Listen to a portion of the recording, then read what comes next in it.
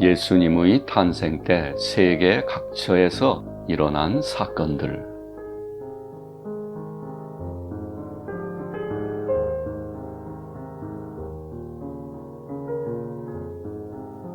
아기 예수가 태어났을 때 나의 영혼은 구세주 탄생의 놀라운 일들을 보기 위해 세계 곳곳으로 셀 수 없이 많은 여행을 했습니다.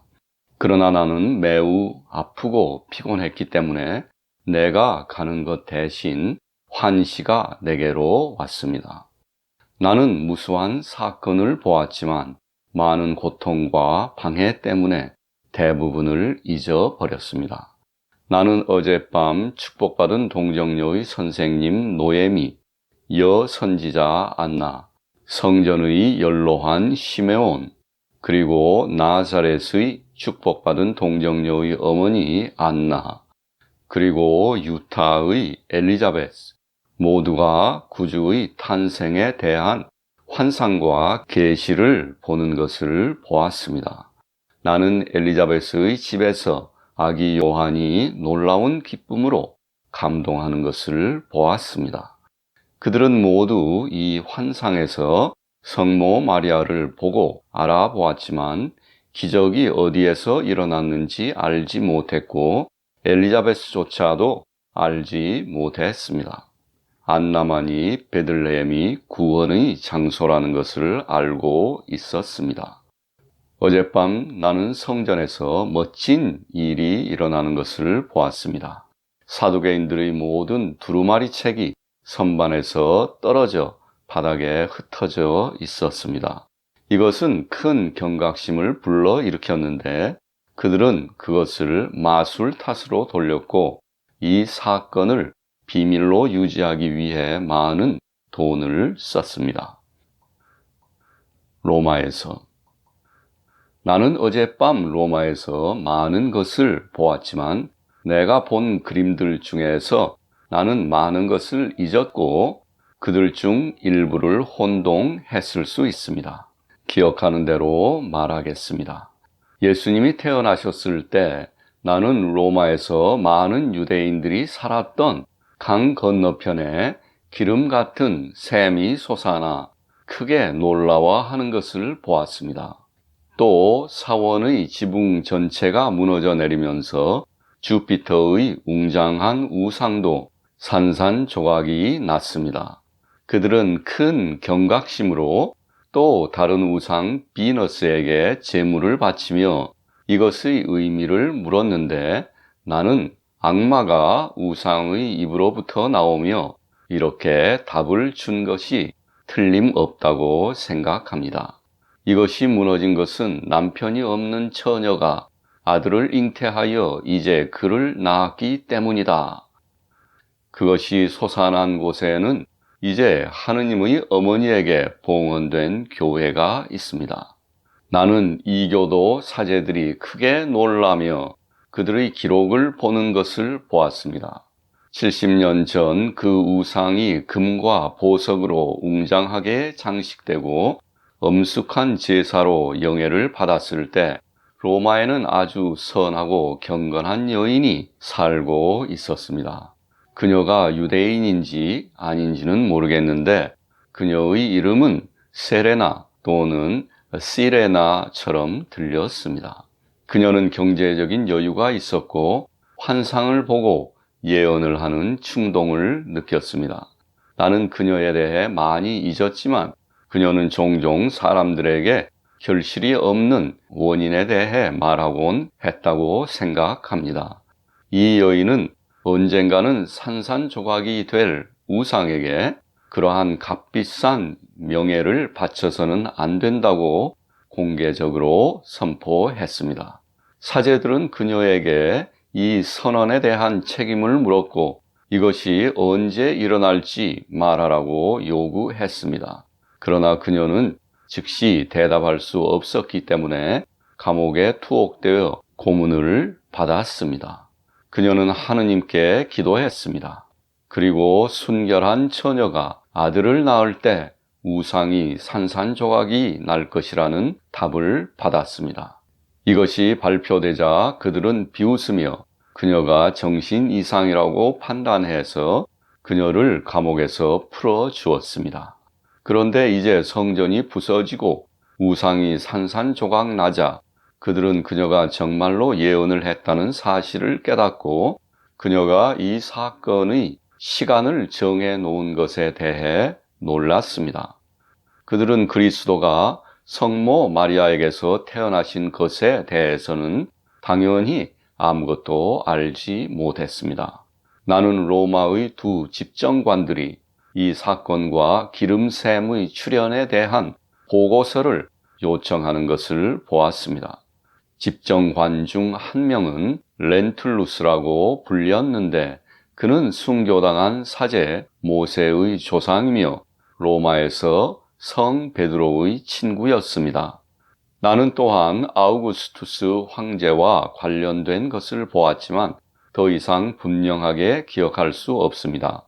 나는 쓰러진 사원이 있는 그 반대편 로마의 한 언덕에서 황제가 다른 사람과 함께 있는 것을 보았는데 언덕으로 올라가는 계단이 있었고 그 위에는 황금문이 있었습니다. 황제가 그곳에서 업무를 해결하고 언덕을 내려갔는데 그때 그는 언덕 위의 우편 하늘에서 환상을 보았습니다. 무지개 위에 있는 처녀의 환상이었는데 아기가 그녀에게서 위로 떠오르고 있었습니다. 나는 오직 황제만 그것을 보았다고 생각합니다. 그는 오랫동안 벙어리가 되었던 신들린 자에게 이 환상에 대한 설명을 요청했는데 그는 모든 사람이 그 앞에 굴복하는 새로 태어난 아기에 관한 답을 주었습니다. 그 후 그는 그가 환시를 본 언덕에 제단을 세우고 많은 제물을 바치며 그곳을 하느님의 첫 아들에게 봉헌했습니다. 이집트에서 나는 또한 이집트에서도 그리스도의 탄생을 선포하는 사건을 보았습니다. 마타레아, 헬리오폴리스, 멤피스를 넘어 멀리 떨어진 나라에서 그때까지 여러 종류의 신들린 말을 전했던 거대한 우상이 갑자기 침묵했습니다. 왕은 우상이 잠잠해진 이유를 설명해 주도록 전국에 큰 희생 제물을 바치라고 명령했습니다. 그래서 우상은 자신은 하느님의 명령에 따라 의무적으로 침묵하고 있으며 처녀가 그곳에 그분의 성전이 세워질 아들을 낳았기 때문에 순종해야 한다고 말했습니다. 동방에서 아기 예수가 태어났을 때 나는 거룩한 새 왕에게 나타난 놀라운 환상을 보았습니다. 이 왕들은 별을 숭배하는 사람들이었고 계단이 있는 피라미드 같은 모양의 탑을 가지고 있었습니다. 그것은 부분적으로 목재로 만들어졌으며 언덕 위에 있었습니다.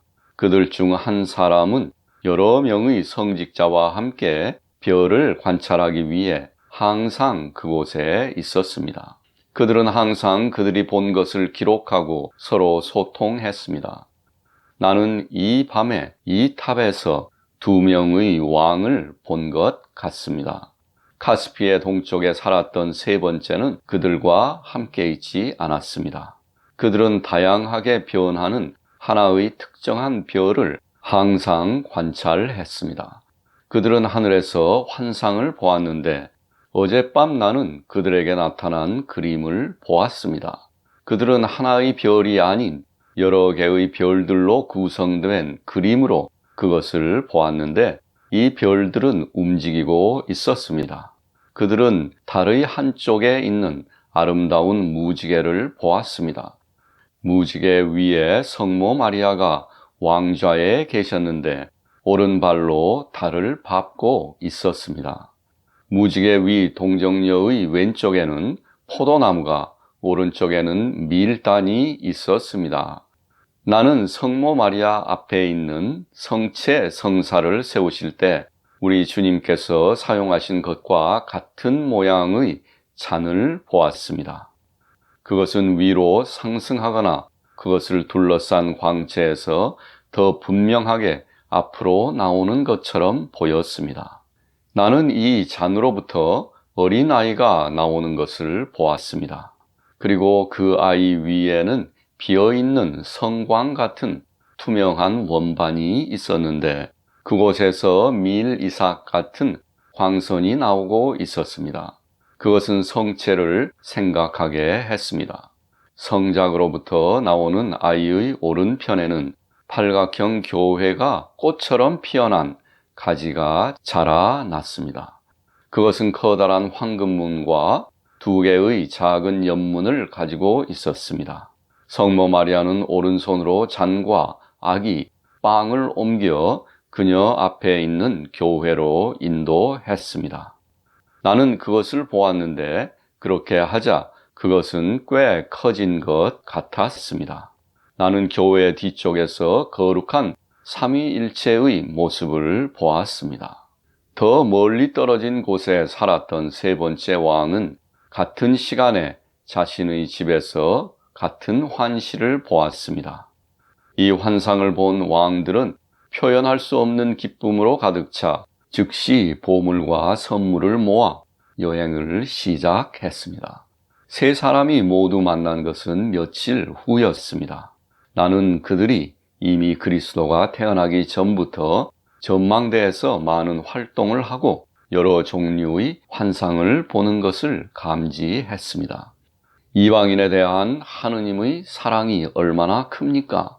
이 예언이 왕들에게 왔을 때부터 말씀드릴까요? 현재는 그 전체를 기억할 수 없기 때문에 지금은 그 끝만 말씀드리겠습니다.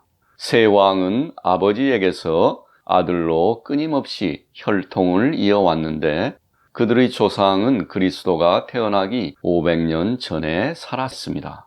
그들의 조상은 세 왕들보다 더 부유하고 강력했습니다. 그들의 재산과 유산이 후대에서처럼 그렇게 많이 나누어지지 않았기 때문입니다. 당시에도 그들은 천막 도시에서 살았습니다. 카스피해 동쪽의 조상은 예외입니다. 지금 제게 그의 도시가 보이는데 그 기초는 돌로 되어 있습니다. 종종 범람하는 바다 옆에 있기 때문입니다. 여기 높은 산에서 보니 오른쪽과 왼쪽에 바다가 보입니다. 마치 깜깜한 굴을 들여다보는 것 같습니다. 이 족장들은 이미 그 당시 별을 숭배하는 사람들이었습니다. 그러나 그 외에도 그들은 끔찍하게 악한 의식을 행했습니다. 그들은 노인과 절름발이를 희생하고 아이들도 죽였습니다.